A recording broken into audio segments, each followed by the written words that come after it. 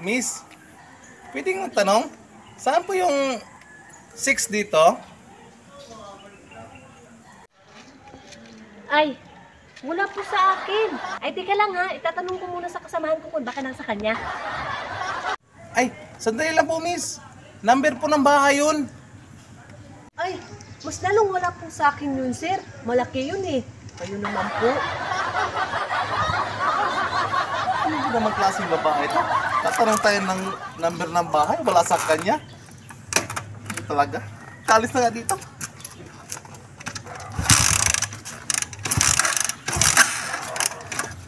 Ayaw po, banta.